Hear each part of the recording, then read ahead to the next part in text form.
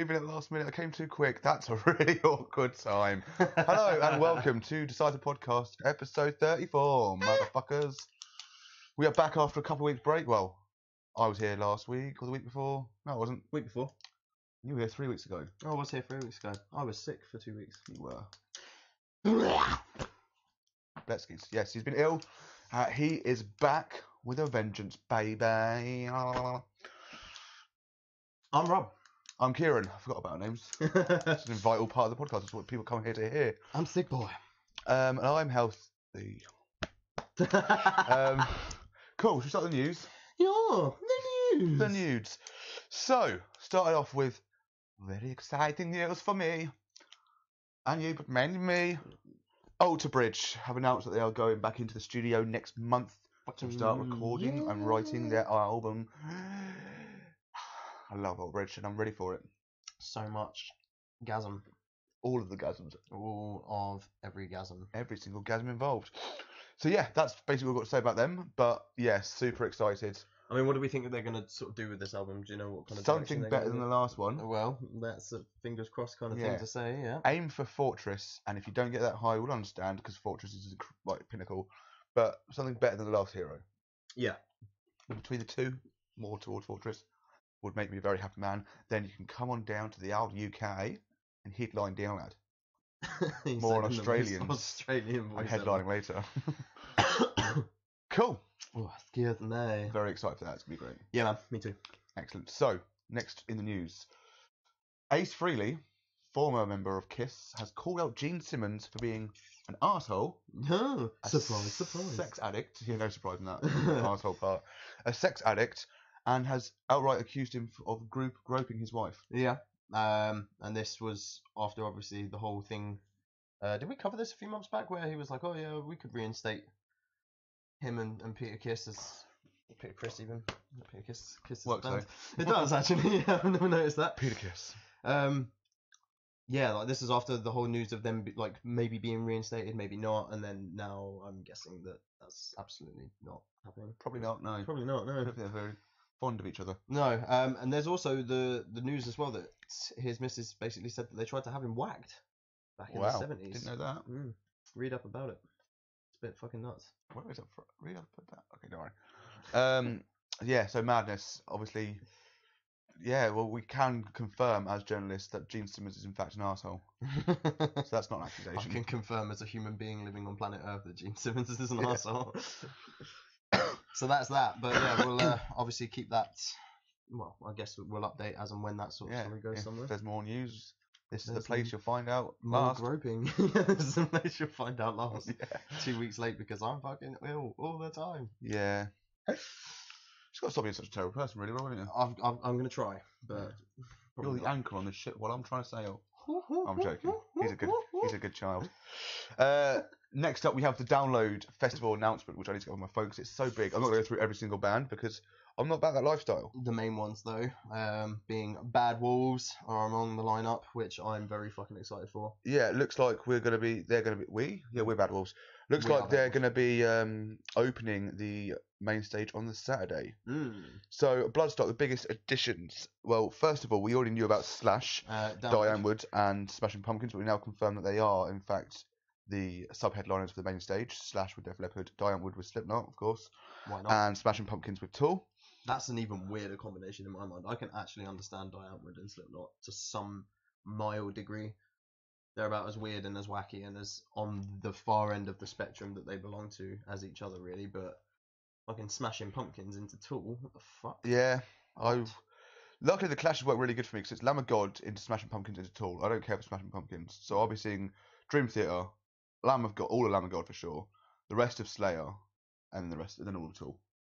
Because I'm hearing, not definite, not confirmed yet, that Slayer and Tool won't clash, which I think is fair. It's Slayer's final UK show. Yeah, for sure. But other bands on the list, not included in this poster, announced as the Sunday third stage headliner, the absolute dogshite band of Enter Shikari. We've also got third stage headliner Me First and the Gimme Gimmes, because that's the name of a band. Confirmed as the second stage headliners are Friday Rob Zombie, Saturday Hailstorm, and Sunday Slayer. and other random bands announced around there. Clutch, who are made famous by Decisive's actual review of them. As mentioned, sorry, it's not the Saturday for Bad Wolves. Oh, they're the second stage. My bad. I thought it was main stage. On the main stage Saturday, you've got Behemoth, Power Trip, and Royal Republic. On Sunday, you've got Godsmack, I Prevail, Amon Amarth, among others. And across the board, that's a bit of a mouthful, isn't it? Amon Amarth, among others. Yeah. Anthrax, sticking with a Sunday of shit, Beartooth. Hey. And who else has been announced? 3 Days Grace, Stone Temple Pilots, Skin Dreads, Opeth for Friday, Skid Row, Eagles of Death Metal, Deadland Ritual, who are a lot lower than I thought they'd be. Yeah, we just sort of discussed this during the week, but yeah, very much a weird one. Fuck it though. Why not? Yeah. I'm getting a bit distracted there. Sorry, yeah. One of my customers at work has sent me a friend request. Anyway, no. So yeah, Download. So yeah, that's Download. So excited for that. Yeah. Some good bands, some sick bands, some not. Some bands. But even, let's move on to the more controversial. I've been loving this since yesterday, or the day before. The most recent Bloodstock announcement has been announced. Yes. Funny enough. And that is the Saturday, which a lot of people see as the pinnacle main day. The Saturday headliners are Parkway Drive, and my God, the fan base are going crazy. Bloodstock fan base is. So by crazy, I'm going to assume that you mean crazy bad. Hate. I've never seen so much hate in my life about any festival announcement ever. That's crazy. Right. It's shocking. It's just awful. So, what is the kind of the general gist behind that then? That the band are just not heavy enough to head. They're not part. Yeah, that's the thing. A lot of people say, oh, they're not heavy enough for Bloodstock. The three headliners are Sabaton, Scorpions, and Parkway Drive.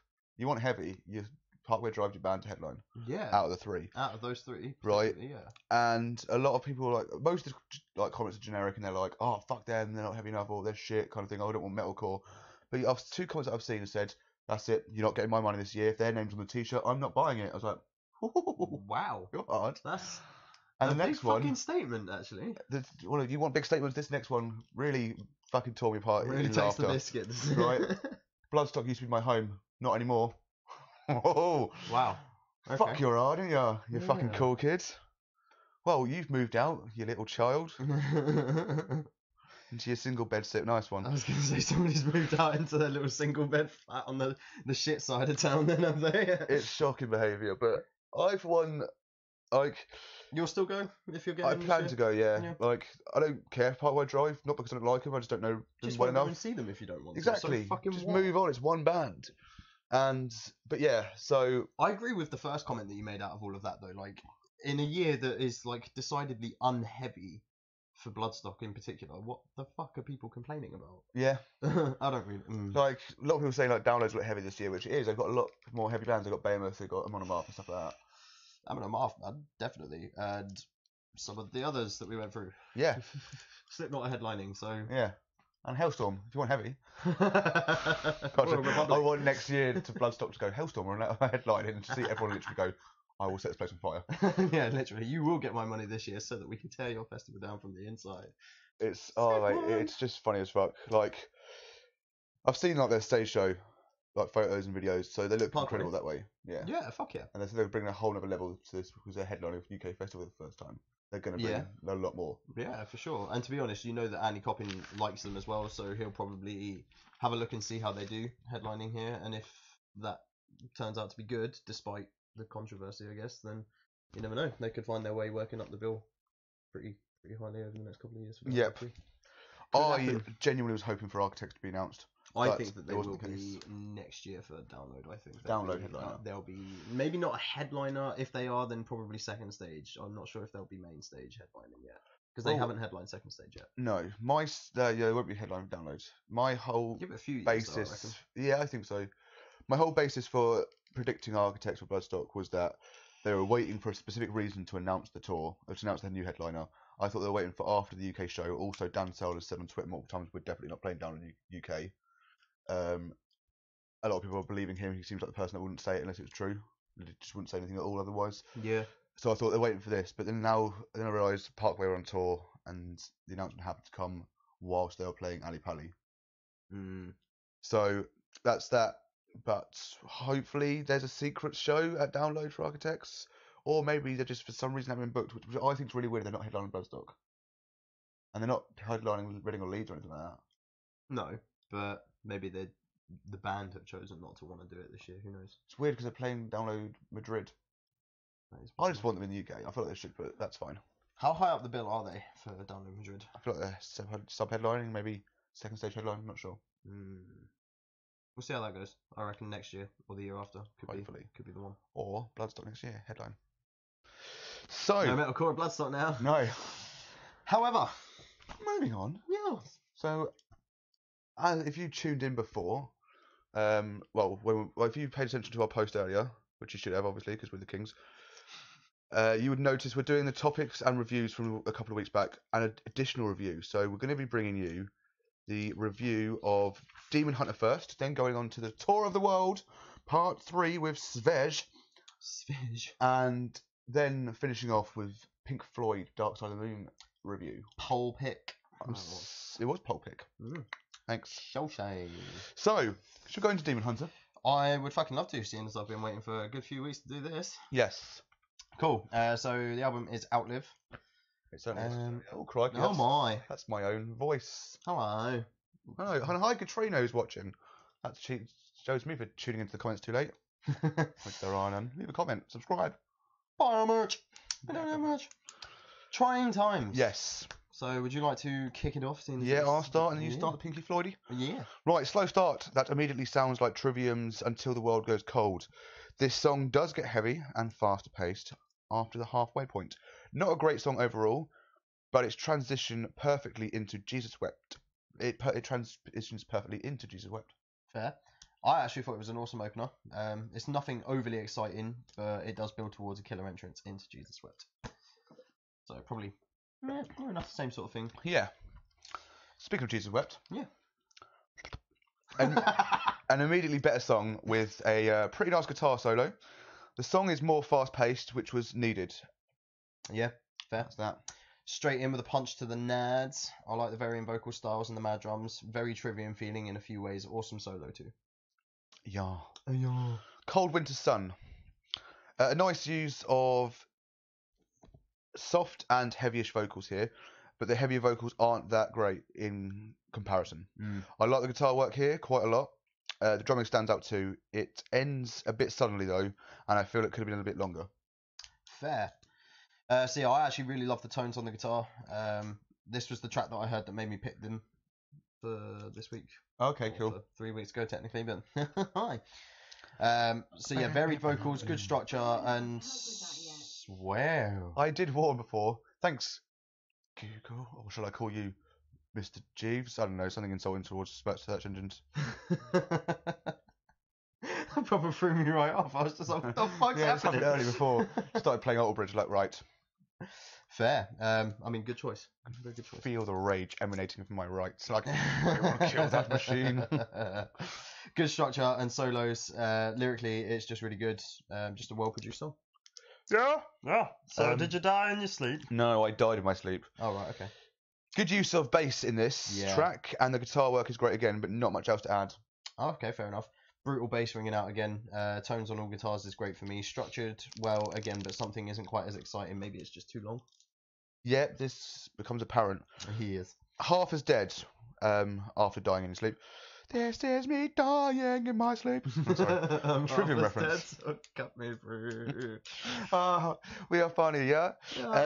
So yeah, Half is Dead. A bit slower, a bit of a slower track this time round, but it works very well. Sorry about that. Lyrically, it's rather good. Bury Me 3 Foot Deep is a great use of a pun on the song title. Best song so far. Yeah, fair.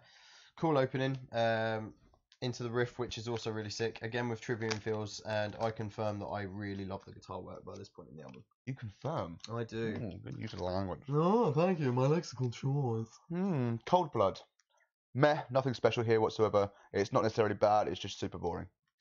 I actually thought the riff reminded me of -1 by Slipknot a little bit. Okie doke. So it's a sort of almost Slipknot sounding kind of riff.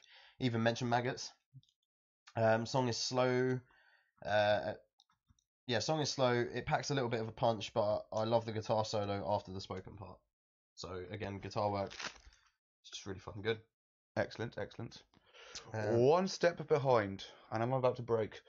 One step behind, another soft one. I like the different style of intro with a bit of synth. Overall, it's an alright to good song, but it does drag on a bit. Okay, fair. So I put these guys have a bit of a knack for sounding like other bands. MGMT was kind of the Mugmud. Was kind of like what the opening reminded me of a little bit.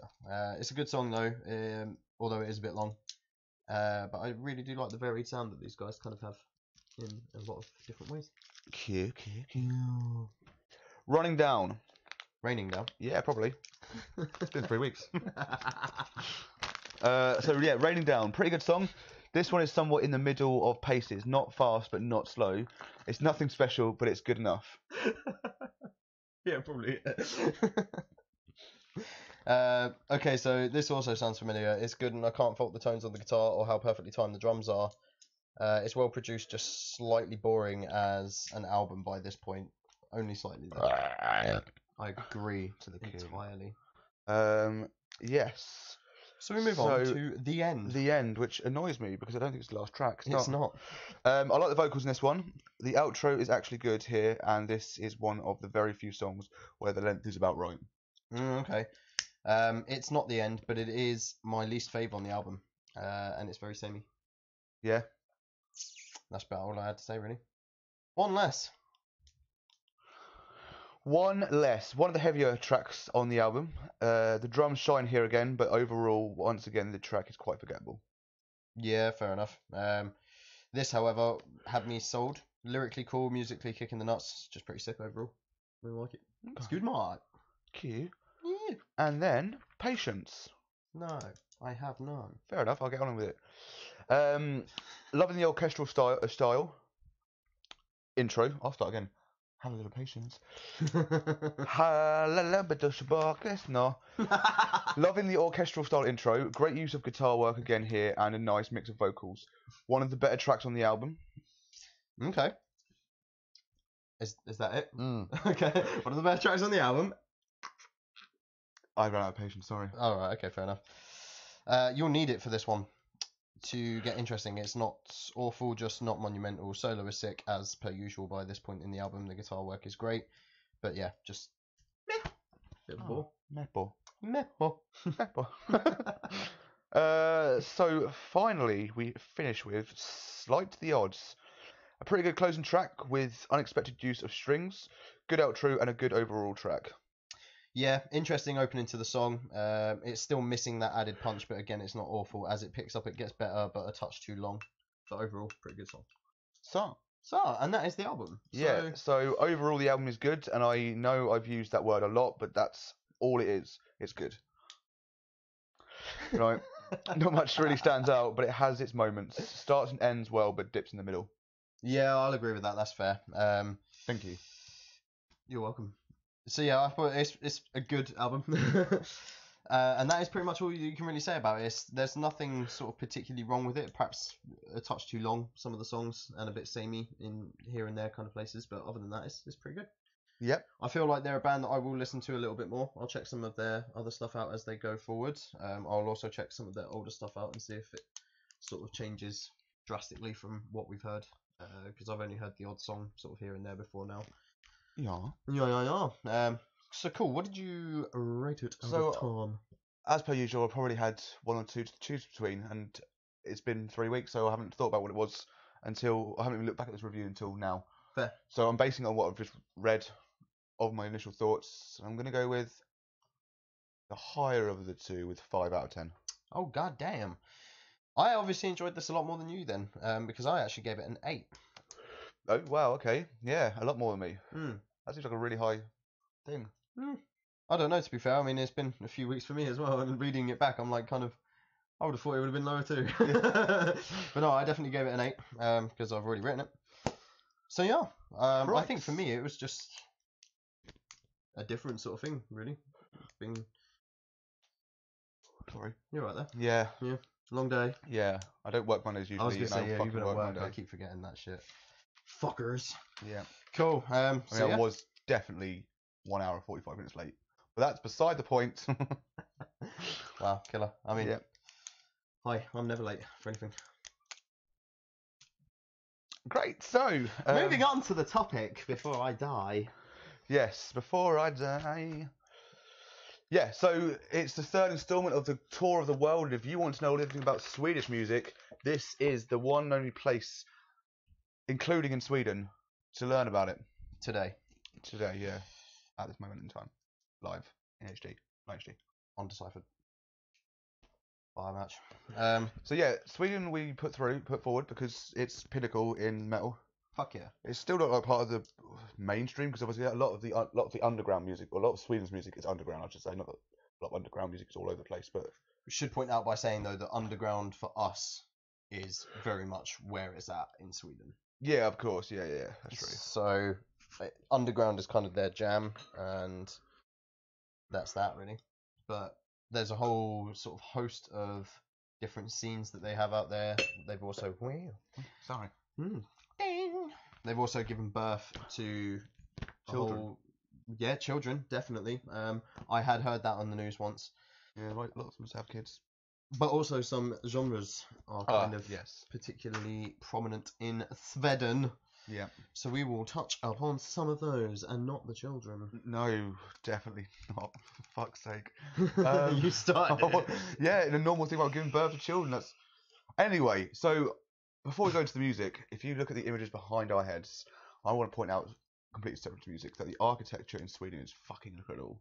Yeah, for sure. Particularly, well, to be fair, all of the big cities in Sweden are fucking beautiful. So the Ice Hotel, which is currently behind my head where I'm looking, but probably completely out of sync where you're watching live. A hotel of ice. A hotel of ice. And a dome. Dominus. Dome. Anyway. Yeah, so we've got the timeline up with America and the UK. Yeah, we sort of thought that we'd lay it out the same way. Yeah, stick it with a tour. Through the ages. Yeah. So, we got to start off with the band that really started kind of all. The whole big metal thing that was the beginning was not a metal band at all. Europe. Which, to be fair, most people probably don't realise are actually Swedish, but the Final Countdown was a Swedish anthem. There you have it.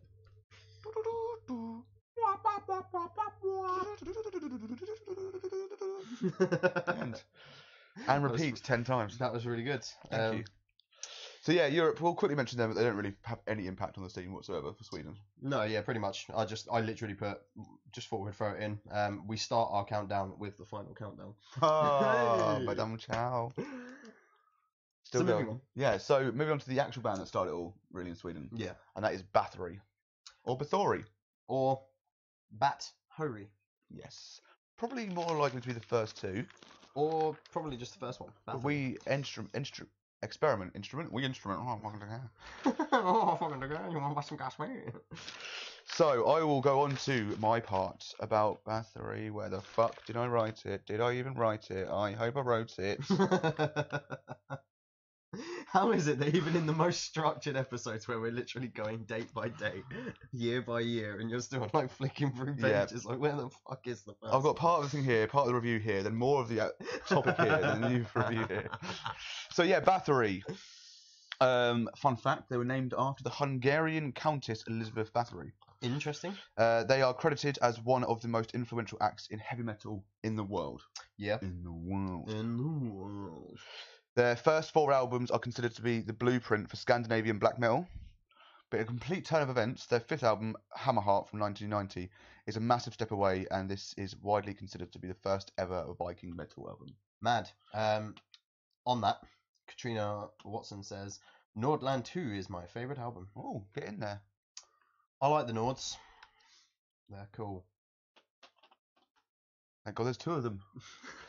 Right, Bathory with... yes, so with thrash in the mid-90s. So considered to be the first Viking metal album.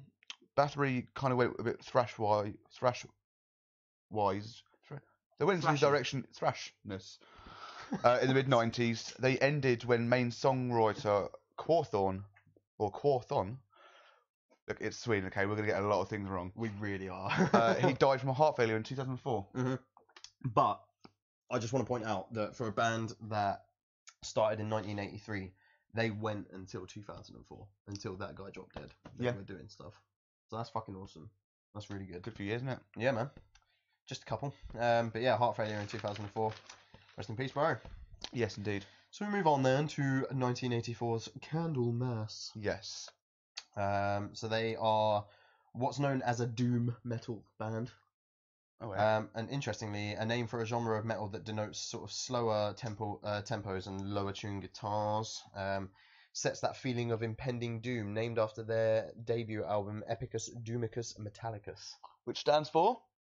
Fucking epic doom metal. Oh, I assume so, yeah. So yeah, I just thought that was pretty interesting, really, because I've heard the term doom metal before, and I thought, as ridiculous as it is, it'd be interesting to find out where that comes from. And lo and behold, Now you know. now I know. But yeah, so obviously quite an influential band for back then, because they have a genre named after their debut album, which is pretty fucking cool. That's definitely influential, yeah. For sure. But we move on to Morbid in 1986. So this is 2 years after Candlemass. Yes. Yeah, they're good. Short-lived band, actually, to be fair. So our sort of unwillingness to say anything might actually be kind of accurate. Oh, Morbid. No, they are part of what I've got. That's why I was waiting. But all right. Yes.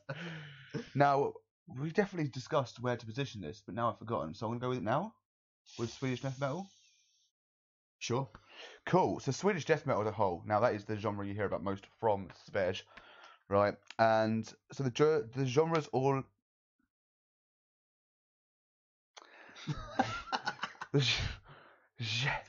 genre's earliest originators were mainly influenced by punk rock and the hardcore scene. A lot of guitarists in this genre use something called the buzzsaw guitar tone, which originated from nihilist guitarist Leffe Kuzner, though it has since evolved. Newer bands playing the older style include Bloodbath, Paganizer, and Repugnant. Mm-hmm. The Gothenburg movement, which uses a mixture of distortion with cleaver recordings mixed with New World Order of British heavy metal guitar lines. Pioneers of this movement include At the Gates, Dark Tranquillity, and In Flames. That says and. We will move on to those slightly later, though. Yes, but that is the basis of the early Swedish death metal. Yeah, for sure. I kind of feel like Bathory and Morbid were kind of in their own rights, like kind of formed the direction from what we've learned. And it is worth pointing out to you guys as well that in doing this, we're actually sort of learning a lot of shit ourselves. We don't know pretty much any of it until we start researching. But this is good. This is the type of topic that gets us researching. So yes, from what I sort of read, it was kind of like Bathory came from one direction, Morbid came from the other. You mentioned Nihilist as well, which is a band that we'll move on to in a short minute. Yeah, it was Morbid, Nihilist, and Carnage. They were the main originators for it. Yeah. So I just put that they were a short-lived band, released a couple of demos that gained a cult following. They disbanded when vocalist Pierre Perlin, something like that, joined a black metal band, Mayhem, before committing suicide in 2001. But we'll obviously move on to some stuff in the meantime. Drummer Lars Petrov formed Nihilist. So he was actually the drummer from the band. Yeah. Good stuff. Yeah. Entombed then was the next band, and they were 1987. They were the metal band that were originally Nihilist, so they changed names after. Sorry. Nihilist. But they kept a good fan base from Morbid days through Nihilist, and then Entombed obviously was what that band then named themselves afterwards. Yeah, for certain. So that's interesting, really. Yeah, and that's pretty much all we can say. There was a lot of member chopping and changing and shit like that happened. Yeah. Interestingly as well, I think I remember, if it's not these guys, it's a different band, and I'm going to give the game away entirely. But I think when the singer that joins the other band, Mayhem, when he commits suicide, his bandmate was the first person to find his body and went out and bought a disposable camera, took pictures of his corpse, and then released demos with the pictures of his corpse, or like a painted rendition of those pictures. Yeah. As their album cover. More on that on another episode. Yeah, but fucking how wild. Messed up. How wild. Shit, my friend's dead. Photograph. You what? Shit, my friend's dead. Oh, I thought you said shit, my phone's dead, and I was just like, No, It's right there. he's chilling. it's chilling. Cool, so we move on to Meshuggah. Sugar, bam, bam, Meshuggah. Meshuggah. Obviously, a fucking pioneering band in the Djent movement. Massively important extreme metal band, though. I defend to the death that they are not a gent. You defend to the death that anyone's not a gent band, though. Pretty much, because gent is a very silly. I mean, gent is kind of from Meshuggah. The whole reason that their name is Meshuggah is because it's like a phonetic example of the way that some of their guitar riffs sound. Okay. That's basically it. That's literally it. And the whole gent thing is, again, a phonetical kind of thing. So really, that's like basically saying that Meshuggah are gent and every band is Meshuggah, but it's not. Come on, think about finagle stuff, right? The finagle. The finagle stuff. Finagle. Yeah, come to think about the phonetical stuff. It's not like the genre's not phonetical, but there's a particular genre. You might figure out where I'm going with this, where I would say that the type of rap does not class as new metal. Saying. Oh right. Okay. Fair enough. When will it die? But I hope it never does, my friend. Just like me owning you on Mortal Kombat. I mean, you never have done that, have you? You've never played me in Mortal Kombat. No, yeah, that's right. But that's cute of you. Please move on, child. But yeah, so Meshuggah were either way a massive influence for a lot of bands that most people would say are gent. Tech metal is a better term, in my opinion. But they have fine. Fucking sick band as well. They kind of influential to the whole subgenre due to their initial use of downtuned 7 and 8 string guitars and polyrhythmic song structures. Alt Press labelled them as the most important band in metal, and their cult following rival bands like Slipknot in terms of widespread ferocity. Crikey, that's a big claim. It's true though. I mean, the biggest thing in metal, that's not necessarily Oh true. no, I don't necessarily agree with Alternative Press there. But in terms of their cult following being like big enough to rival a band like Slipknot, it very much is. It's fucking crazy. Virtually every person that listens to metal in Sweden, and that's virtually everyone in Sweden, is a Meshuggah fan, and they've got bands. So cult of the same size, just the following of a lower size. Yeah, I guess so. That's probably a fairly apt way of putting it. Like as intense in terms of like the cults, so not the cults smaller because it's smaller bands, but they're still as intense as Slipknot fans. Is that what you mean? Even then, it's probably not far off Slipknot in terms of its like the size of their following. You get fans all over the world that listen to Meshuggah. It's crazy. I mean, there's definitely a massive size difference, I'd say. You'd be surprised. Look into it, but I'm not sure if there is any way that you could accurately kind of measure Facebook likes, that's the volume of life now, isn't it? Yeah, I guess so. 212. And come on, guys. So yeah, that's that. Cool. So following that, we go on to Carnage. So again, we've covered those kind of covered those guys with the originators of Swedish death metal. But give me a fun fact. A fun fact about Carnage. Yeah. So death metal band with only one album. And that received plenty of attention on its own. The members from a band called Carnage went on to form a little band that you might know called Arch Enemy. Ah, yes, how lovely. Yeah. While the other members went on to form a band called Dismember. The members left and formed Dismember. Excellent. Yeah. But it was mostly the Arch Enemy stuff that I wanted to sort of concentrate on, but we will cover those guys a little bit later. Absolutely will. Cool, so, I mean, unless there's anything else that you want to say about them. I've got nothing for Carnage, no. Fair enough. Therion, which were the same year, so Carnage were 1988, by the way, guys. And Therion, 1988 as well. Symphonic metal band with a strong influence in the genre, often adopting their styles to fit additional instrumentation. So these were one of the first sort of, like, metal bands to use like the crazy organ synthy kind of shit. Good stuff. Yeah. So obviously gives birth to a lot of other bands that we know nowadays, like Dimmu Borgir, who are very big on using their organs and stuff like that. Yeah. Fucking lungs, heart. Just skin. I really so badly don't want to laugh at you, but it's the delivery, man. It is the delivery. Excellent. You make me sick. Right. Cool. So that's pretty much all I have to say about Therion. Anything about Therion? No, I haven't got a massive chunk into watch. Let me come up or Avatar now. Okay, fair enough. Spoiler alert. So Dark Tranquillity, then they are a 1989 band, and the first of the big Gothenburg names. So Yes. the Gothenburg sound is a colloquial term for the sound that a few bands from the west of Sweden adopted. It was also likened to places like Seattle, USA, for its underground scene. And I'll point out the Goths on our list as we go, but these guys were the first big name that sort of, obviously, so you've got the original ones that we spoke about that kind of formed that, but the ones that people talk about nowadays, so Dark Tranquillity being one of the first ones, because most people don't know who Bathory are, most people don't know who Morbid are, but they will have all heard these big name. Yeah, I recognise it straight away. Yeah. So we move on then to Opeth.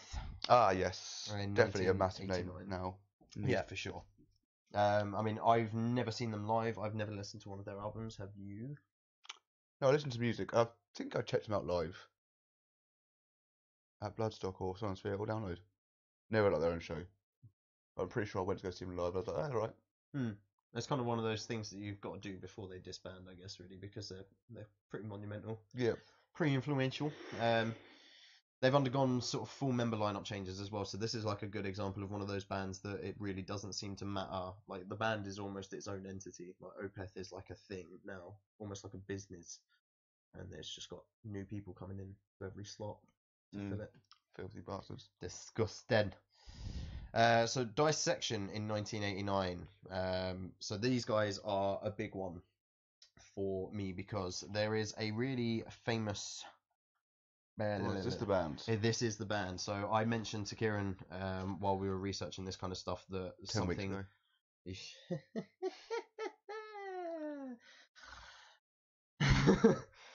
So there's a really famous murder case in Sweden, and when I say really famous, they don't really come about that often over there because, generally speaking, even though they're all a bit twisted and a bit fucked up, there's not a huge crime rate. What, Swedish people are all a bit twisted and fucked up? Well, not as a whole, really. That would be a generalisation, and I'm sorry that it came across that way. I really am, but oh, Xander would love you.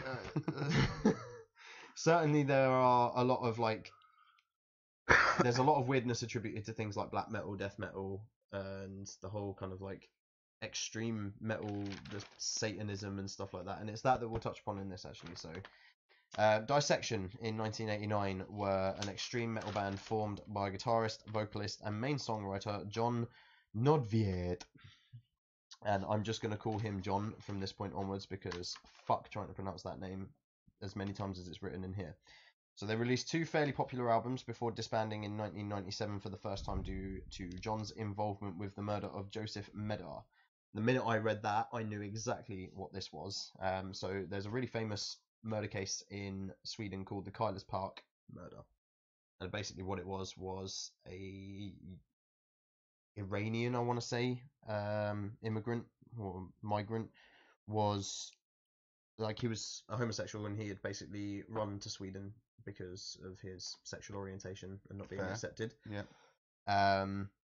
So he had sort of chosen to seek asylum in Sweden. So Joseph Medar was a resident of Gothenburg. Medar was a homosexual Algerian national who had been living in Sweden for many years with his boyfriend, who police first suspected when a 16-year-old boy placed the call after finding his body in Kailas Park. So a 16-year-old boy found a dead body. Yeah, that's messed up. That's already a bit fucked up, yeah. So after months of the police chasing bad leads, Stockholm police got a complaint from a woman about her abusive partner. When questioned under oath, she confessed that her partner Vlad not only had been violent to her on many occasions, but also had told her of a satanic sacrificial killing he and friend John from the band had made of a gay man in Kailas Park. The details given to the police by the girlfriend were consistent in ways that only the perpetrators would have known. Both men were arrested. After confessing and serving only 7 years, John was released in 2004 and made one more album detailing his involvement in a satanic cult before his suicide in 2006. Wow. So his body was found in a circle of lit candles with a ritual book written by his cult leader next to him. Damn, that's fucked up. That is a bit fucked fucked up. up, isn't it? Yeah. But yeah, it was a massive case, and I'd never once pieced pieced it together in this way. I never realised that he was like essentially a famous band member even before he like committed the murder. Yeah. I just thought he was just some random guy that was like a bit of a Satanist, obviously a Satanist. Yeah, yeah. But this was massive. This was a massive, massive thing because this kind of stuff doesn't happen a lot over in Sweden. And I think the fact that it's a country that's generally quite well known for its like, you know, people are a bit, like I said, people are a bit sort of like open about being weird over there, and they listen to weird things, they like weird things, they act in weird ways, and they don't care. And that's the thing over there. Over there, it's not really that weird to be what we would consider weird, if that makes sense. I'm sorry. So for something like this to happen to somebody, you know, obviously because of their sexual orientation, supposedly anyway, like making a sacrificial killing out of the Vlad guy, the guy's the woman's partner, basically said that they made a sacrificial killing out of a gay man. Yeah. So it was like specifically done. And when I read a little bit more into it as well, the conversation between them all basically started when the immigrant asked them about their satanic kind of views and wanted to know a bit more about it. So they were talking to him about all of that kind of stuff, and yeah, they took him to the park, shot him. One of them shot him in the back once, and then John shot him in the back of the head. Crazy. Yeah, it's insane. But yeah, his suicide in 06 as well. So that was obviously like a self-sacrifice. Yeah. In a weird way. And his suicide note, I did write bits and bobs of it down, but I've not brought it with me because it was on a separate piece of paper. But his suicide note basically said, you know, that he's done everything that he wanted to do musically, and that he therefore didn't really see the point, didn't have much of a reason for his life to continue, so he had sacrificed himself for the good of his cult. It's fucked up. Really is. Very much so. Really interesting though. Well done. So we move on then to At the Gates in 1990, which is another Gothenburg sound, perhaps the biggest band of the colloquial genre. At the Gates, maybe In Flames, which are next in 1990 as well. At the Gates, by the way, have been announced to play downloaded. Forgot to mention that earlier in the news. They are headlining the 4th stage on the Friday. Oh, classy. I did not know that. Fair play. So In Flames as well were the same year, pretty much like a couple of months after. Also Gothenburg, together with At the Gates and Dark Tranquillity, make the three biggest names in the Gothenburg scene that people know of to this day. I'm bleeding from somewhere, and I don't know where. Period. Well, you told me you wouldn't tell them. Oh, I just meant a full stop, but fair enough. Oh, right, okay, fair enough. You're not American. You can't say that, sir. Okay, fair enough. So yeah, so that's pretty much the Gothenburg scene kind of covered in names. Yeah. Anything to say about In Flames or At the Gates? No, obviously I don't know At the Gates that well. I've heard the name completely quite a few times. They played Bloodstock recently, maybe even sub-headline last year, I think. Crazy. And yeah, they're big enough to be a household name within metal, I guess. Yeah. In Flames are much bigger, mainstream wise at least. And they have really long music videos that don't always make sense. Check them out on our reaction video. Add to our likes. We have so many of them. I think we've got 3 now. Yeah, that's fucking... About 50 dislikes. Yeah, but do you know what? Fuck it. Truth hurts. Yeah. So Marduk in 1990 were a black metal band named after the Babylonian god. Oh. I don't know. Yeah, that was Pokemon. Interesting. Thought it was a Tekken character. But yeah, fairly large following in Sweden. That's pretty much all I've got to say about that. Catatonia in 1991. Another name I've heard quite a lot. Yeah, I'd heard of them, never listened to a single one of their songs. Reppin' 91. Pow, pow, pow. Originally a duo project as an outlet for the love of death metal that the two people that originally formed the band had before original works called for live shows and a band was formed around it. So there you have it. It was just two guys at first that did everything. And then when people were like, oh, we need to see this band play live, they were like, shit, we better find some people to play these other instruments. So we move on to Amon Amarth in 1992. 92. Which is quite interesting, actually, that already we have mentioned Amon Amarth among others. I think that's got to be the one.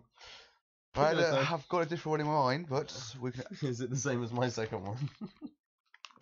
Yes. Excellent. Yeah, so Amon Amarth in 1992, still a fucking huge name in the metal scene today with a Viking death metal vibe. They have reached global recognition. Did you know then, for interesting factoids, that the name Amon Amarth is Sindarin, which is a language spoken by ancient elves in J.R.R. Tolkien's Middle-earth for Mount Doom. Ah, didn't know that. That is what Amon Amarth means, is Mount Doom. Mount Doom. Elvish. Less cool. But yeah, still cool. I don't know, I fucking love that. That's We're right Mount up my street. Oh, I really like the idea behind it. They're taking a language from a book and they call themselves that. Yeah. But if they came on stage like, we're Mount Doom, we're like, eh. Yeah, that doesn't have the right ring to it, does it? No. And especially if they started playing like Viking metal kind of stuff, it's like, whoa, so you're... I mean, where do Vikings live in the mountains? Yeah. Crazy. Sorry. Especially not volcanoes. And Eye of Sauron. You really are tired today, I am aren't you, fucking sir? shattered, yes. You just have a little nap, I'll finish this one off, shall I? Come on. Legit. In a bit.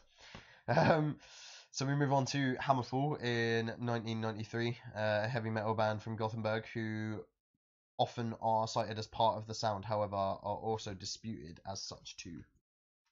Can you repeat it again? I was sleeping. Okay, no, fair enough. It's fine, don't. Heavy metal band from Gothenburg who are cited as part of the sound, however, are also disputed as such too. We're talking about Battery, yeah? Yeah, that's the one. Sick. Well done. You're well up to date. Tell you what, if you're that far behind, then maybe we should start again. Yeah. Join us. No, that is a band, Hammerfall. Hammerfall on your face. Dark Funeral in 1993. The Other Side of Satanism from Dissection. The band write lyrics heavily rooted in LaVeyan Satanism, which is the only form of Satanism that I know anything about. Anton LaVey, yeah. Yeah, I have his book, just for interesting reads. Why the fuck not? I've read snippets from mates when he had it, and What's that, the Satanic Bible? Yeah, it's less vicious than you would assume. Yeah, much. It's more about, like... It's pretty much... looking after others. Yeah, in a way. Yeah, in a way. Like, do whatever the fuck you want as long as it's not harming other people. Simple as. And sacrifice gays in a park. Well, different kind of Satanism. Right, good. That was like a different cult entirely. Yeah.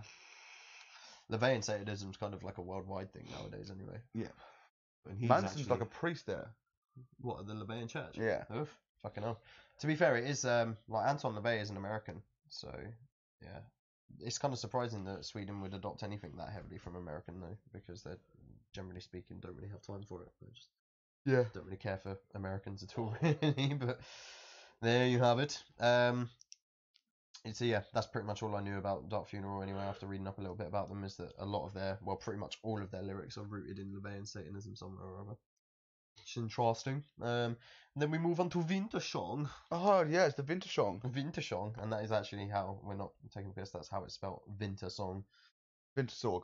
Is it Wintersorg? Yeah. Not Wintersong? No. No. Wintersorg. Oh, Wintersorg, okay. They were a 1994 band, adapting their sound from death to black metal to synth metal, orchestral, Viking, even folk metal as their gimmick. So Damn. they were like a...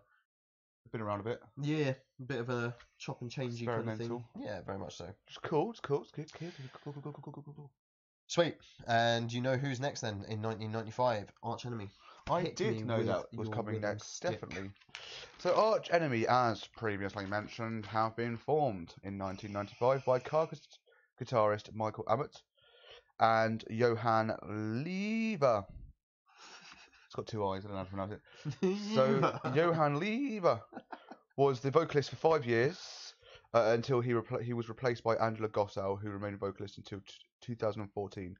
So they actually had a male vocalist for a while? Oh, wow. Yeah, man. But Angela Gossow was definitely one that rose into fame a lot more.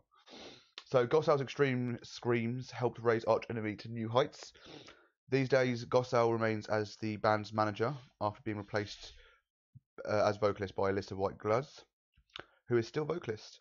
In one of the biggest tours of their career in 2017, they co-headlined a US tour with Cerevium. I love that shit. That's it. That's all I got. Great. Fair play though. Not two bands that I would have necessarily put together on the same bill off the top of my head, but No, I fucking I sick. thought they would. They'd be like, they might open or sub-headline for them, but for a co-headline, so I guess they swapped each night. But that's big for like to co-headline a tour in America. Yeah, Yeah, it's big for a them for band sure, like that. man. So yeah, so Angela Gotto still works with them, but she's a band manager. Which is pretty sick, Yeah. to be fair. So why? I mean, when the time came for her to be replaced by the new vocalist, then was that like a choice that the band made that she wasn't happy about, and she was like, "Well, I'm going to fucking manage her," or was it her choice? Or... Her choice. Fair. It was more like she wants to focus on family matters now. She's getting a bit of an age, and Getting a bit of an age. yeah, getting up there. And yeah, she decided that it was time to step away and just do managerial shit, which she could do from home or on the road, kind of thing. Yeah, that's fair. Apologies if my vape is very loud for you guys. Cool. So, anything else to say about Arch Enemy? Nothing, not even slightly. Not even slightly. Cool. So, Soilwork, also in 1995, used to be called Inferior Breed, one of the bigger names in Swedish metal for sure. They're kind of, I wouldn't necessarily say they're like worldwide acclaimed as such, but they're pretty big. They're a band that you hear the name of quite a bit. I've heard Soilwork before. I've never heard the original name. I had never heard of that either. That was something that I found out by a little bit of research. I think it tells me that they were also announced for download, but I might be wrong about that. If they have, I might go and check them out, just for the sake of checking them out. Yep. I was going to do it and I decided not to. Fair. So Evergrey, also in 1995, were another Gothenburg sound band. The Haunted in 1996 were another Gothenburg sound. Sabaton. Sabaton, yes, I got part in them. So headlining one of the days at Yeah, they're headlining the Friday. Yep. 1999, they are. So arguably one of the biggest in their niche. They've been nominated for 11 notable awards and won 8 of them, including Best Breakthrough Band. Yeah. There you have it. On top of that. Yeah. Sabaton, which actually stands... Do you know what the meaning of Sabaton is? I do not. So a Sabaton is a part of the knight's armour that covers the foot. Right, okay. Hardcore. Fair. Yeah, real fucking hardcore. Foot armour. We are foot armour. Buy our merch. So this power metal band's lyrics are very war-based, especially focused on the 2 world wars. They've raised highly up the ranks in Europe, even headlining festivals across Europe. In the UK, it's taken a bit longer, but they make their UK festival debut at this year's Bloodstock, as we just mentioned. They've had a hell of a lot of lineup changes with 12 different members in a 5-member band. Wow. Madness. Yep, there you go. Fucking nuts. That's the full history of Sabaton. Yeah. I'm quite surprised that it's their so that they've never played a UK festival anywhere on the bill. They played them. Oh right, they've just never headlined. Right, okay, fair enough. But yeah, that should be pretty sick. Also goes to show that they're obviously sort of... I did say UK festival debut. Sorry, headline festival UK festival headline UK debut. I still fucked it up somehow.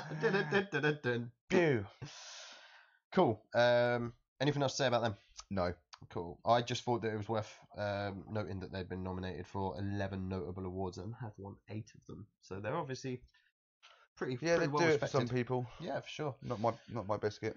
However, something that is a little bit more both of our biscuit, I think, especially for me after seeing their opening set at Download, is Avatar. So all I've got written is fucking sick, awesome live. They absolutely killed it at Download as like second band on, was it?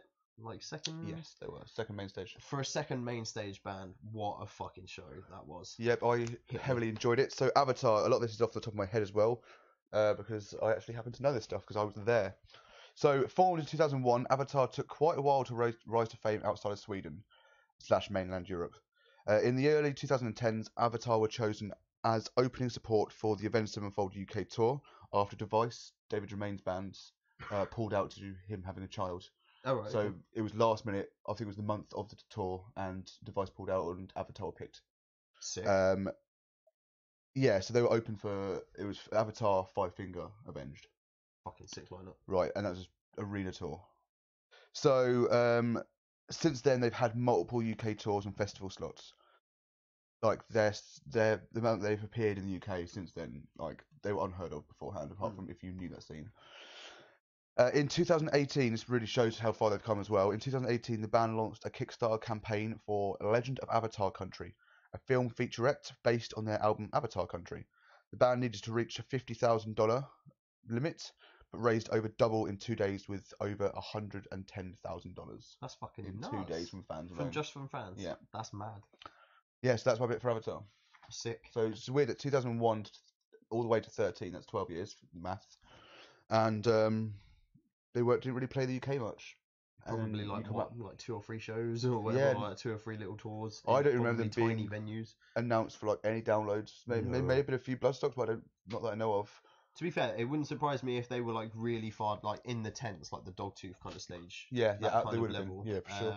It wouldn't surprise me if they've slipped under the radar for like 2-3 years of downloads since you've been going. Wouldn't surprise me at all.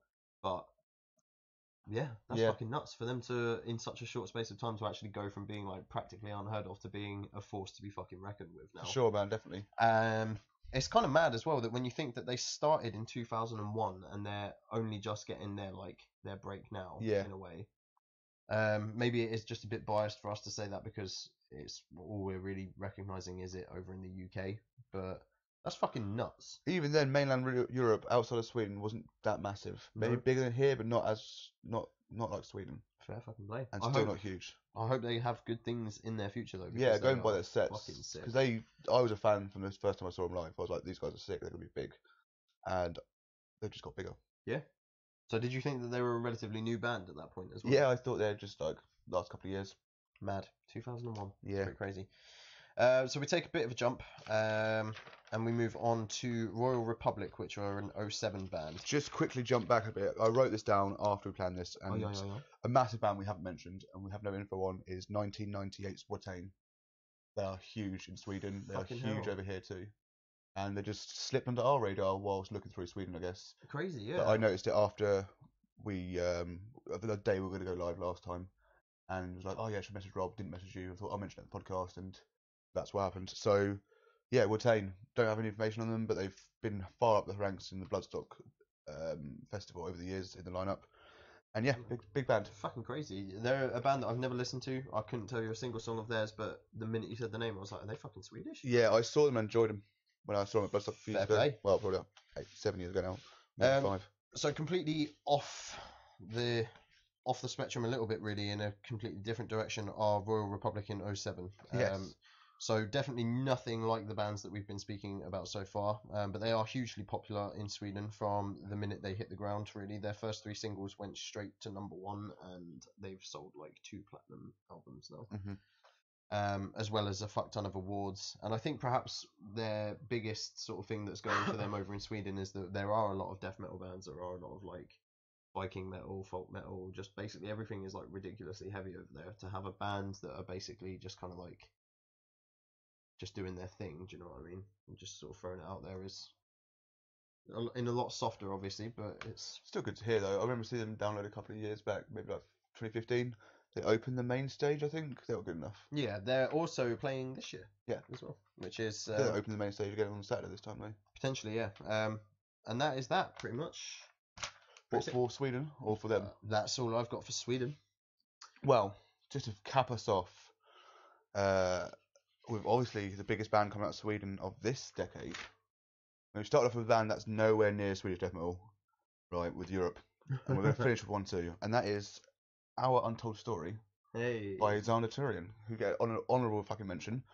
Definitely not even slightly death metal. No. Or anything like that of the sort.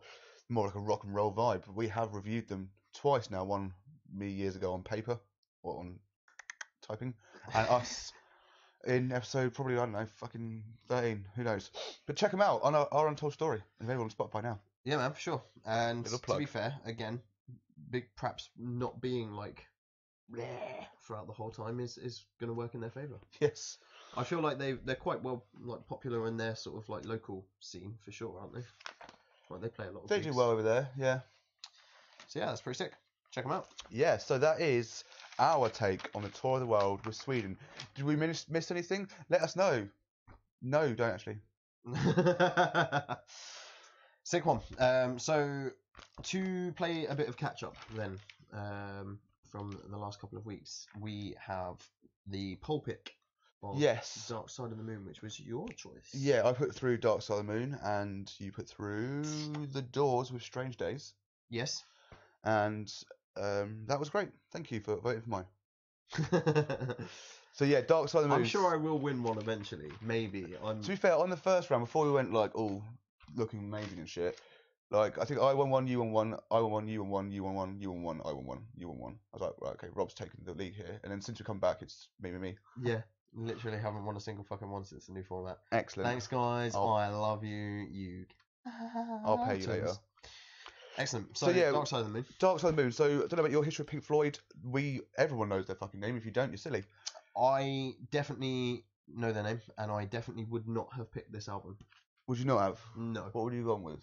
Definitely Wish You Were Here. Yeah? Definitely. So or The Wall. I thought about The Wall. Wish You Were Here's definitely got the two biggest songs of theirs, in my opinion. Wish You Were Here and Shine On, You Crazy Diamond. They are. I would have said the biggest songs are Wish You Were Here and The Wall. Or Another Brick, or what the fuck it's called. I'm guessing it's just called The Wall. We don't need no. Oh, that's huge. I haven't even heard the second one you said. But I probably wouldn't have heard You've the first. You've never heard Shine On, You Crazy Diamond? No. What? You'll recognise the opening. It's like overly massively drawn out and then into the... Mate. You say that, but we don't know. But yeah, my history of Pink Floyd, I don't know them very well. I've always wanted to check them out, but kind of haven't bothered. And tell us why you are now. Tell us how you know of Pink Floyd now. I knew of Pink Floyd way before Ren Sevenfold covered that song. Tell us how you have come to know at least one of their songs now. Korn. Covering Another Brick in the Wall. There you go. Fair enough. You about years ago. Thank you for trying. Good day, sir. But yeah, I couldn't decide between. I wanted to go for a classic band. Originally, I was going to pick Led Zeppelin with Led Zeppelin 2. Okay. And I thought, oh, Pink Floyd's a good shout, and I decided on this one in the end. So, do you want to start this time? Yeah, absolutely. This time, bam. So, Speak to Me about Pink Floyd. Starting with Speak to Me. Largely boring, unnecessary, yet somehow sets the tone as an opener. I mean, for the first minute and 15 seconds or so, and bearing in mind the whole thing's only 2 minutes long or something like that, 1 minute 50 or some shit like that. For the first minute or so, it's silent pretty much, and then you start hearing the sound effects creeping in. Yeah. But yeah, somehow it sets the tone, but it's largely boring and largely unnecessary. A very eerie and strange intro track that culminates with a psychotic laughter. It sets. Well, I haven't written this, but yeah, I agree. It sets the tone. It's a bit boring and unnecessary, but yeah, it sets the tone and goes well into Breathe in the Air. An odd way to enter such a mellow instrumental. Yes. You can tell why they donned a strong throne in the psychedelic scene, though. And a cool run into the next song as well, which we'll cover after you've said your bit. Yeah, a really chilled song that is quite trippy at times. Even a subtle way. It's not overly trippy, but it's chilled. You're but also I could see myself on acid. Yeah, 100%. Not that I would ever do that, of course. No. So yeah, enjoyable for sure. Good guitar work. Yeah, awesome. So On the Run is the song that Breathe in the Air transitions into really well, in my opinion. Yeah. Interested to hear what my co-host has to say on this. As I'm trying to figure out its purpose, and as I haven't listened to much of this album for this reason, mostly just because it's kind of a bit noise. It's just a bit weird. Acid, I literally put with a question mark on the end. Yeah, On the Run. So again, like Rob said, the previous track goes into the next one great with this one. This opens with an electronic synth section. Mm-hmm. That has come straight out of a spaceship. It's just a weird spaceship noise, really. I realised 3 minutes into this track that this is not another song. It's just an outro to the last or an intro into the next, which ended up actually just being an outro to the. It's just an outro to. Sorry, an intro to the next song. Yeah. It adds a bit of spoken words stuff as well as the sound of footsteps running. This drags on much longer than needed. Yeah, for sure. Speaking of which, Time is the next song. It bloody well is, isn't it? Yeah, speaking of time, what a long amount of it to wait for. I guess that was kind of their thing, though, really, with with that kind of thing, where a lot of it is like it's not very like structured like a normal band would structure most of their songs, really. In my opinion, No, it's a bit it's weird like that. odd, yeah. But this is a good song with a 6 solo, and suddenly you remember how few bands actually sounded like this in the late 60s and early 70s. So you can tell why they were pretty big, I guess, really, for the whole like psychedelic trippiness of it. And not many bands were using those kind of effects. Not many bands were there. Yeah, pretty much. Yeah. So, are you done with time? Yeah. Right, I'll start the time. So, damn, that intro of the clock alarms is loud. Like, after the... I was kind of zoned out after the spaceship. It's like... I was like, right, okay. We're back. It takes too long to get into the track properly, but it is worth the wait. There's an unexpected female wailing in the background, but it's a good track. Yeah, we'll get on to her in a second. So is that what you've got for time? Yeah. So we move on to The Great Gig in the Sky. So this is one of the pinnacles to the very sound that ensnares the band. Piano that rocks into a full-blown punch about 2 minutes in. This is Floyd. This is the pinnacle of Pink Floyd. This is exactly what... Whenever people say, like, oh, that band sounds like Pink Floyd, it's because they sound like this song. This is their sound. Fair. So, if the title of the song, The Great Gig in the Sky, wasn't enough, the spoken word part of I'm Not Frightened of Dying gives it away that this piece is about death. Funny. The instruments are great in this, but the wailing woman makes a return and sounds fucking awful. Right, at times, which is most of the time that she's on. Right, the background piano notes aren't enough to save this. No, that's fair. Like, the whole is fine. Then she's like, I'm like, stop. Calm the fuck down. Stop. Just stop. It's worth pointing out as well that I can't remember what member of the band it was. I believe his name was Sid. I could be wrong. Doing that work fucking wailing? No. That was hopefully a woman. I think it might have been. Who knows? Fuck knows. It could have been their old vocalist as well. I'm not too sure. But basically, an old member of their band who was really important to the band ended up having a problem with like booze or drugs or something, and then he either committed suicide or he just died of like an OD or some shit like that. That's also what Wish You Were Heroes about, I believe. Yeah, and certain, yeah. Shine On You Crazy Diamond and loads of other songs like that as well, because he was like a big important part of all of their lives. And I think this song really, if it works out time wise, this song could potentially be about that as well, but who knows. So we move on to Money. Here comes the money. Memorable bass line with the flange effect guitar. It's a good song. One of the few on this album with a somewhat typical structure. They are getting a bit long by now though, but it does have a good intro into the next song. Cool Whip. It's a good track, and it's nice to actually get some proper vocals, singing vocals from the vocalist. Oh, that's rare so far. Lyrically, it's not. Nope, hold off there. Yeah, good to actually get some more actual singing throughout. This track and the instrumental work combines. No, it doesn't. This track, the instrumental work, continues to impress. Us and them. Us and them. I kind of get it. I kind of don't. This is unnecessarily long and a bit of a bore, with the exception of the sax. Sounds like it should be a bit of a closer. I'm not gonna lie. Sounds like it should be more of an album closer at parts. Cool. But yeah, like I said, Money sort of ends with a good intro into Us and Them. Interesting. Go on. Best song on the album. Yeah, boys. I said this thus far, but it ends up with it's the best song on the album. Lyrically, it's not that amazing, but the vocals accompany the instruments amazingly, and it's back to the chilled vibe they obviously suit most. Yeah, I agree. Yeah, for me that was kind of like, just a bit long and a bit meh until the saxophone sort of comes in pretty heavily, and then I was like, yeah, this is sick. Fair. But yeah, not enough to save it as a whole, I guess. Cool. Any colour you like. Red. Cool, fair enough. Cool. Some cool sounding effects that were seldom heard in this style back then, but overall a bit meh. Another great transition. This is just an instrumental piece to follow us and them, but it's good enough to suit the album and keep my interest. Bam! Brain damage. Damn. So personal nostalgia for me in this one growing up. It's memorable and lyrical, which a lot of this record isn't by this point. And I also didn't realise that the next song, which is the closer of the album, isn't part of this song for years. I should point out as well that I've mostly heard this through grandparents that used to listen to it on a proper record. Right, like so an you actual hear it from record. start to end, yeah.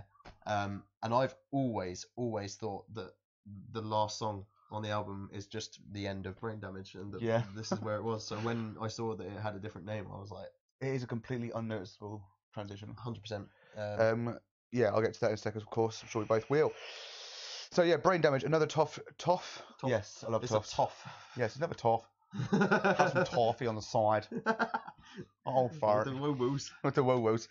I like how it's going from Rain Man to Traveller, but yeah. So yeah, another...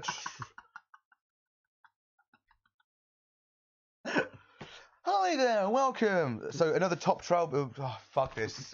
Shit. It's Brain Damage. This is now a joke. Just like my existence. Another top track on the album.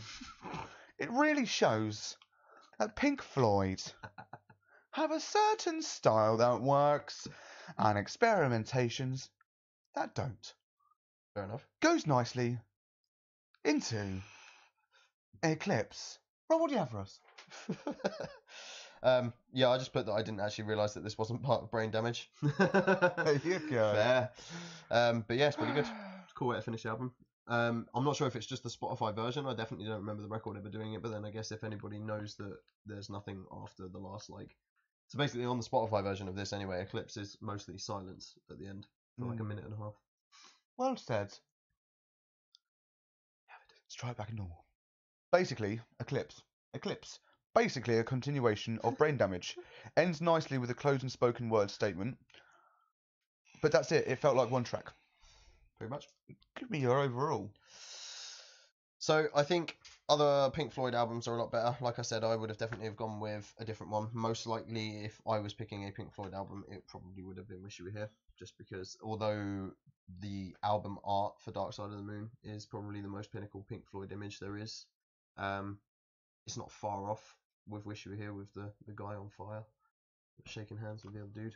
That's pretty big. Yeah. Pretty big image. Yeah. The big one kind. Yeah. So I definitely would have gone with another album. I personally feel like other albums are better because there's less like pure instrumental and pure fucking acid trips in the middle of it. I personally don't need so much instrumental and effects, but that's just me. I can understand why back then they were probably quite big because of it. I went for 6 out of 10. Cool. Overall, I did enjoy this album for at least 50% of it. I'll live happily never hearing the wailing again. And intro tracks weren't always needed. I love transitions as a listener. Yeah, they're good. Usually as a reviewer. This album made it difficult to review with the transitions because so many of them, especially Brain Damage to Eclipse, were so noticeable that I was like, right, shit, where did that start? Well, I've got to go back now and see how that ended, or blah, blah, blah, blah, blah. So the transitions were a pain in the ass. Okay. From a reviewing point of view, it was good to listen to. But I'm reviewing it, not listening to it. But I'm doing both. Conspiracy! So I definitely feel that if Pink Floyd came out today based on this album alone, they would be nobodies. Now, that's a big statement because they are fucking huge, but it's because of the time they came out. Like, if they had the competition they have now, and obviously, the back in the 60s or 70s, like, drugs were the thing. Acid was a legitimate way of life. Yeah. So, still though, some parts were good to great. And I had a number in my head, so I wasn't sure. I feel bad because it's the same. I'm going with 5 out of 10. Now, do I see it as the same level as Demon Hunter? No, they're completely different, but that's what I'm enjoying out of it. The fact you've mentioned that it's quite different on the future albums, Wish You Were Here, means I'm now a bit more intrigued to listen to a bit more, whereas I wasn't really caring if I never heard them again. Don't get me wrong, Shine On You Crazy Diamond is about 8-9 minutes long, and the first minute of it is like just occasional little notes on the guitar and stuff with like weirdness in the background, but when it does drop in, it's pretty monumental, and you'll recognise it You'll recognise the thing because it's like one of their most. I can't believe you've never fucking heard of it. Yeah. Never heard. Wild. Thing. It's fucking crazy, mate. It is crazy, mate. But that is us. Did we sort a topic out? Yes, we did, and I did not definitely tell you Nope. 2 weeks ago. Nope. No. Yeah, No. I did. Yeah, No, I yeah, you did. probably did, but to be honest, I've been ill since then. I Yeah. was ill then. So, my man, Yeah. join us next week, where we will be. Maybe in 3 weeks' time. Who knows? Well, join me next week. Oh, killer. Yeah, join us next week where we'll be discussing the new topic. More of a fun, chilled one where not much research. We can just go into it, give our opinions, and a bit of controversy, no doubt. Yeah. We're going to be discussing our best and worst, in our opinions, songs featuring another artist. Excellent. I remember this now. Yeah, good. And I'm rather excited. Also, as we've waited for this to build up for a little while, and now it's happening. So we're going to bring the first instalment of reviews of fan choice. So not fan voted. These are you've chosen them. And starting off with Shaman Sanguine's choice of Not the Wretched Sound. Not sure which one's which. So I'm going to go with the Not is the band and the Wretched Sound's the album. But we're probably wrong because fuck it. We're probably wrong because it's us and we usually are. A new band from Alaska. Fair enough. Those guys will be reviewed next week. I wonder if they're anything like 36 Crazy Fists. They are also Alaskan. Oh. Yeah. Oh. There you go. Cool. So thank you for joining us on this trip around Sweden and double review. Yeah. We wish we wish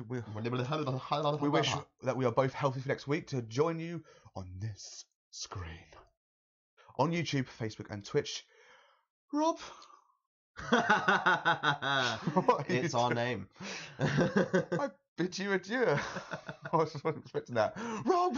I was just like, what? I thought you were going to get me to listen more. No, they're on the screen now. We've advanced. We are evolving.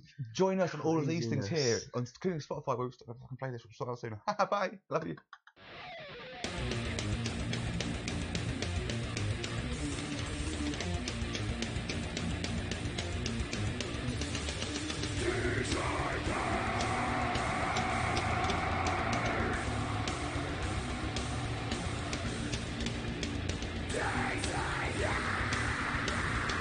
Cut the bullshit.